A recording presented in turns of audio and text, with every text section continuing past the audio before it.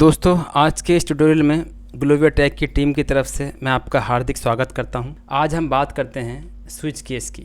हम किसी प्रोग्राम को बनाने में स्विच स्टेटमेंट का यूज़ करते हैं जब हमारे प्रोग्राम में एक से अधिक ऑप्शन हों और उन मल्टीपल ऑप्शन में से एक ही ऑप्शन सेलेक्ट करवाना हो। यहाँ हम ऑप्शन को केस से इंडिकेट करते हैं, जैसे केस 1, केस 2, केस 3। और प्रोग्राम को बनाने के लिए इन मल्टीपल केसेस में से हमें एक केस को ही एग्जीक्यूट करना होता है, जिसे हम स्विच केस की हेल्प से करते हैं। अब इसका सिंटैक्स देखते हैं, जैसे कि आप मेरी स्क्रीन पर देख रहे हो। सबसे पहले हम लिखते हैं स्विच, जो स्विच स्टेटमेंट लिखने का तरीका है या सिंटैक्स है। स्विच के बाद हम लगाते हैं पैरेंथेसिस। पैरेंथेसिस के अंदर एक्सप्रेशन को लिखते हैं और कर्ली ब्रैकेट के अंदर हम मल्टीपल केसेस को लिखते हैं। यहाँ पहले केस में वैल्यू 1 है, फिर कॉलन है। अब अगर वैल्यू 1 एक्सप्रेशन से मैच करती है तो यहाँ की स्टेटमेंट एग्जीक्यूट हो जाएगी और नीचे ब्रेक दिया है, जिससे ये प्रोग्राम से बाहर आ जाएगा।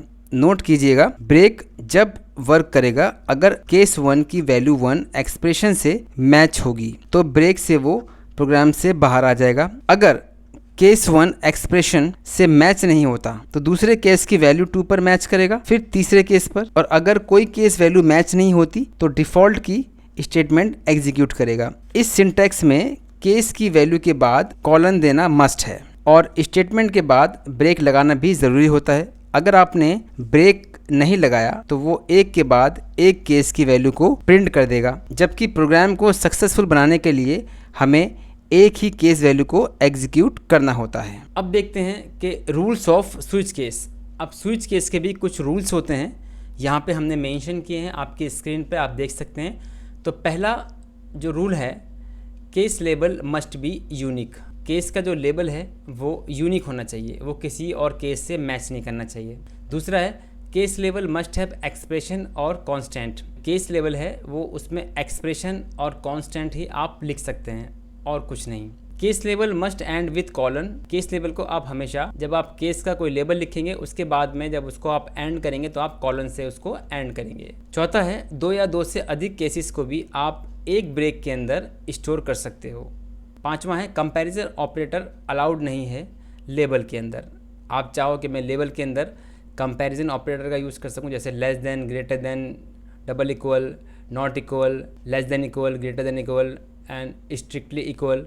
ये आप कोई भी उसमें यूज़ नहीं कर सकते। अगर आप करेंगे तो आपका प्रोग्राम में एरर शो करेगा। उसके बाद है सेकंड लास्ट, केस में आप नंबर यूज़ कर सकते हैं बट आप डेसिमल नंबर यूज़ नहीं कर सकते, जैसे कि 2.5 या कोई भी फ्लोटिंग नंबर आप उसमें यूज़ नहीं कर सकते। उसके बाद लास्ट जो पॉइंट है आपका, कि आपको मोस्टली केसेस में आपको डिफ़ॉल्ट लेबल उसमें पुट करना होता है। डिफ़ॉल्ट मतलब अगर आपके सारे केसेस की कंडीशन जो है वो फॉल्स होती हैं तो डिफ़ॉल्ट में आप कुछ भी स्टेटमेंट वहाँ प्रिंट करा सकते हो। तो ये जो है डिफ़ॉल्ट आप कहीं भी रख सकते हो, टॉप में भी रख सकते हो, बॉटम पे, या मिडिल ऑफ द कोड भी कहीं पे भी आप डिफ़ॉल्ट लेबल को रख सकते हो। बट ये ऑप्शनल है, ये मैंडेटरी नहीं है। आप चाहें तो डिफ़ॉल्ट लेबल को रख सकते हो, अगर आप ना चाहें तो इसको नहीं भी रख सकते। तो दोस्तों, हम आ चुके हैं अपने कोड एडिटर पे और जल्दी से स्टार्ट करते हैं अपना कोई भी एक प्रोग्राम जो कि हम स्विच केस की हेल्प से बनाएंगे। तो सबसे पहले मैं बता देता हूँ कि इसमें हम क्या बनाने वाले हैं। हम बनाते हैं, सबसे कॉमन यूज़ करते हैं हमेशा एक टीचिंग लाइन के अंदर स्विच केस को पढ़ाने में, तो मैं उससे ही स्टार्ट करूँगा। बहुत इजी है ताकि आप इजी तरीके से उसको समझ पाओ। तो आगे हम टिपिकल भी कोई स्विच केस की हेल्प से कोई भी प्रोग्राम बना सकते हैं। हम बात करते हैं वीक डेज़ की, ठीक है। अगर आपने 1 शो किया है तो वो मंडे को रिप्रेजेंट करेगा, मंडे। अगर आपने 2 लिया है तो वो रिप्रेजेंट करेगा ट्यूसडे को। अगर आपने 3 यूज़ किया है तो वो रिप्रेजेंट करेगा वेंसडे। इसी तरह से मैं लास्ट वाला देख लेते हैं। अगर आपने यूज़ किया है इसमें 7 तो वहाँ पर वो होगा संडे, ठीक है।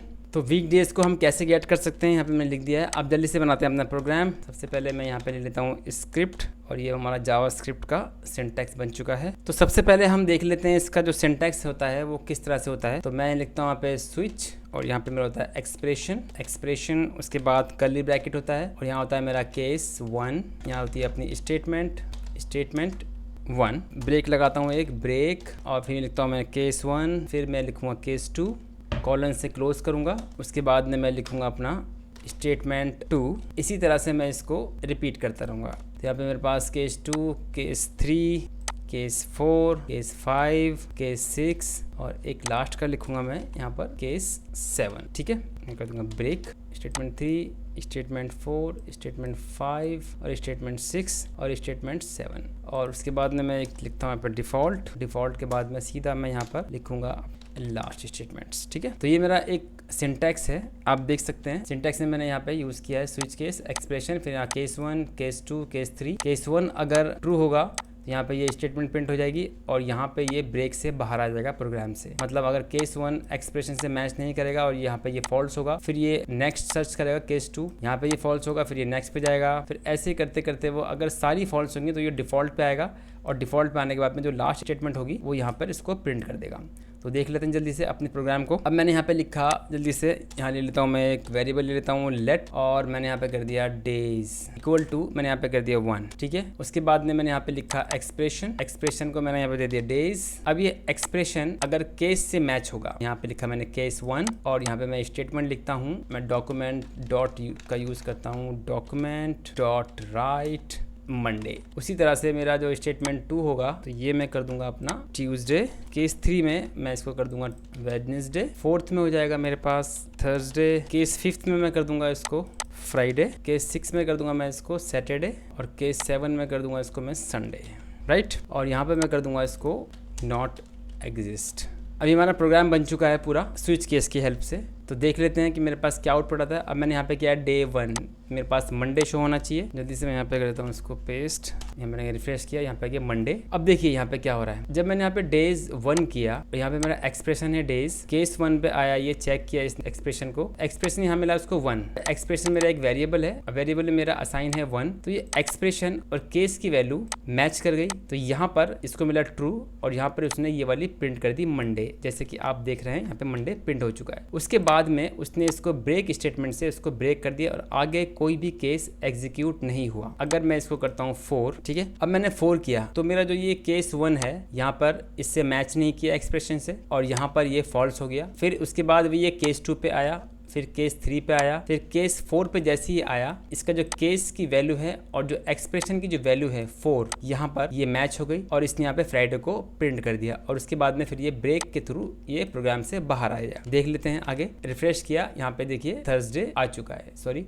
4 पे जो आपका थर्सडे है, थर्सडे को मिला इसको, यहाँ पे वो प्रोग्राम से फिर बाहर आ जाएगा। और अगर मैं यहाँ पर ब्रेक ना लगाऊं, अब देखिए मैं यहाँ पे ब्रेक हटा देता हूँ फिलहाल, उसके बाद में क्या होगा आप खुद ही देख सकते हैं कि अगर मैंने ब्रेक नहीं लगाया है कहीं पर भी तो ये क्या प्रिंट करने वाला है। सेव किया, यहाँ पर इसने सब प्रिंट कर दिया जो भी इसको मिला। उसने यहाँ पे क्या किया, उसने यहाँ पर जब ये इसको 4 से मैच कर गया, यहाँ पर इसने इसको एग्जीक्यूट किया और उसके बाद में कोई भी ब्रेक नहीं है, तो इसने ये सबको स्टेप बाय स्टेप से सबको इसने यहाँ पर प्रिंट कर दिया। देखिए आप देख सकते हैं थर्सडे, फ्राइडे, सैटरडे, संडे और नॉट एग्जिस्ट। तो आपको ब्रेक लगाना ज़रूरी है। यहाँ मैंने ब्रेक लगाया और अब ये थर्सडे पे आ गया है। अगर मैंने यहाँ पर दिया होता 8 जो कि इसमें एग्जिस्ट नहीं करता, अब देख लेते हैं, यहाँ दिखा रहा है ये नॉट एग्जिस्ट। अब जब मैंने यहाँ पे इसको 8 दिया, एक्सप्रेशन में किसी भी केस के अंदर उसको 8 नहीं मिला, तो सारी कंडीशन जो है वो फॉल्स हो गए। फिर ये आया डिफॉल्ट पे, डिफॉल्ट को इसने प्रिंट करवाया, यहाँ पे लिखा है नॉट एग्जिस्ट। तो ये छोटा सा एक प्रोग्राम था आपका डेज का। तो यहाँ पर आपने स्विच केस को देखा कि किस तरह से ये वर्क करता है। ठीक है, आप समझ गए होंगे। अब देख लेते हैं थोड़ा सा कुछ और प्रोग्राम। अब देख लेते हैं कि अगर आपके पास मल्टीपल केसेस हैं, जैसे कि मैंने आपको बताया था कि आप मल्टीपल केस भी लगा सकते हैं 1 ब्रेक के साथ में, तो थोड़ा उसका एग्जाम्पल भी हम आगे देखते हैं। तो यहाँ पर हम एक प्रोग्राम बनाते हैं, थोड़ा सा उसका ओवरव्यू देख लेते हैं कि हम प्रोग्राम में क्या बनाने वाले हैं। अगर आपके पास मल्टीपल सिटीज़ हैं, आप उस सिटी के नाम से आप ये जानना चाहते हैं कि उसकी कंट्री कौन सी है या वो सिटी किस कंट्री में एग्जिस्ट करती है। जैसे मान लीजिए हमारे पास सिटीज़ हैं दिल्ली, मुंबई और चेन्नई। अब जैसे मैं इन सिटीज़ को डालता हूँ तो मेरे पास मुझे पता लगना चाहिए कि ये किस कंट्री में एग्जिस्ट करती हैं। तो ये कंट्री जो होगी वो होगी इंडिया। ठीक है, इसी तरह से फिर हम और एग्जांपल ले लेते हैं इसमें, जैसे कराची के बाद में लाहौर, इस्लामाबाद। तो ये अगर किसी ने इस सिटीज़ को यहाँ पे पुट किया तो ये पता लग जाए कि ये कौन सी कंट्री में एग्जिस्ट करती है। तो ये होगा आपका पाकिस्तान। उसके बाद में और देख लेते हैं हांगकॉन्ग, तो शंघाई के बाद डाल देते हैं बीजिंग, जो कि चाइना की कैपिटल है बीजिंग। ठीक है, चाइना। अब बनाते हैं प्रोग्राम इसके अंदर हम। तो सबसे पहले हम इसमें लेते हैं एक variable let city equal to, string में लिया मैंने दिल्ली, असाइन कर दिया मैंने एक सिटी वेरिएबल में। फिर यहाँ पे स्विच केस लगाता हूँ, स्विच एक्सप्रेशन जो कि है मेरी सिटी। यहाँ पे मैं कर्ली ब्रैकेट ऑन करता हूँ जो कि इसका सिंटैक्स है, और यहाँ पे डालता हूँ मैं अपना केस। तो मेरा पहला केस होगा वो हो जाएगा दिल्ली कॉलन, दूसरा केस मल्टीपल केसेस पे आप लगा सकते हैं, केस मुंबई, फिर डालूंगा कॉलन, फिर ऐसी में एक केस और ले लूँगा चेन्नई, और उसके बाद में यहाँ पे मैं प्रिंट करा दूँगा document dot write this city is in India. उसके बाद में मैं यहाँ पे लगा देता हूँ एक डिफ़ॉल्ट कॉलन दिया, और यहाँ पे मैंने दे दिया इसको document dot write this city is not in our list. ठीक है, जल्दी से इसको चेक कर लेते हैं। देखिए रिफ्रेश किया मैंने, this city is in India, this city is not in our list. तो देखिए हमने यहाँ पे ब्रेक नहीं लगाया है, तो इसलिए उसने दोनों ही प्रिंट कर दिए। अब मैंने यहाँ पे ब्रेक लगाया, इसके बाद में मैं यहाँ पे ब्रेक लगाऊंगा, ब्रेक। अब रिफ्रेश करेंगे, देखिए यहाँ मैंने सिटी लिखी है दिल्ली, ठीक है, जो कि एक एक्सप्रेशन है। अब इसमें दिल्ली असाइन है, और यहाँ मैंने लिखा केस 1 दिल्ली, केस 2 मुंबई। तो यहाँ पर इसको ये दिल्ली मिल चुका है, प्रिंट कर दिया अपना statement this city is in India. अब मैं यहाँ पे करता हूँ मुंबई, देख लेते हैं क्या आता है प्रिंट। अभी भी ये इंडिया आ रहा है। ठीक है, केस और देख लेते हैं जल्दी से, मैं इसको कर देता हूँ यहाँ पर कॉपी, और ये दूसरा केस था मेरा, उसको भी मैं बना के देख लेता हूँ। कराची, लाहौर, इस्लामाबाद, पाकिस्तान। ठीक है, एक और लास्ट का ले लेता हूँ मैं ऑप्शन, हांगकॉन्ग, शंघाई, बीजिंग। ये दिखा रहा है this city is in China.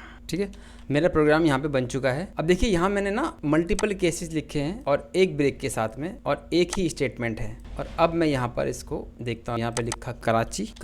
ठीक है, ये केस सेंसिटिव होता है, अगर मैंने यहाँ पे छोटा के लिख दिया तो शायद यहाँ पे ये काम नहीं करेगा। देख लेते हैं, देखिए यहाँ पे ये दिख रहा है this city is not in our list. तो यहाँ पे मैंने केस सेंसिटिव होता है, आपको पता है वेरिएबल में। अगर आपको इसमें कुछ प्रॉब्लम है वेरिएबल के नेम में, आइडेंटिफायर में, तो यहाँ पर आप मेरी लास्ट वीडियो देख सकते हैं आइडेंटिफायर की, जहाँ पे आपको सब नॉलेज मिल जाएगी। कराची के मैंने यहाँ पे मैंने रिफ्रेश किया, ये देखिए दिस सिटी इज़ इन पाकिस्तान। अब मैं यहाँ पे करता हूँ Hong Kong, this city is in China. तो यहाँ पे आपने 2 एग्जाम्पल देखे, एक देखा केस 1 के साथ में, और सेकेंड एग्जाम्पल ये आपके सामने है, ये देखा आपने मल्टीपल केसेस के साथ में आप एक स्टेटमेंट और एक ब्रेक के साथ में इसको लिख सकते हैं स्विच केस के अंदर। तो यहाँ पे आपने 2 एग्जाम्पल देखे। उम्मीद करता हूँ कि ये वीडियो आपको पसंद आया होगा। बस एक लास्ट बात आपसे कहूँगा कि आपके फीडबैक का हमें हमेशा इंतजार रहता है, तो प्लीज़ फीडबैक ज़रूर दीजिएगा, ताकि हम आपके फीडबैक के अकॉर्डिंग अपने वीडियो को बना सकें, ताकि हम समझ सकें कि हमारे बनाए हुए वीडियो आपको कैसे लगते हैं। तो इस वीडियो में इतना ही। तो दोस्तों, अगर आपको ये वीडियो अच्छा लगा हो तो प्लीज़ लाइक कीजिए, शेयर कीजिए, सब्सक्राइब कीजिए, और हाँ, बेल आइकन का बटन ज़रूर दबाइए, ताकि मेरी आने वाली वीडियो का नोटिफिकेशन आपको टाइम पर मिलता रहे। अगर आपको इस वीडियो के रिगार्डिंग कोई डाउट्स है या कोई क्वेश्चन आपके मन में है तो प्लीज़ आप कमेंट बॉक्स में लिख सकते हैं। Thanks for watching this video.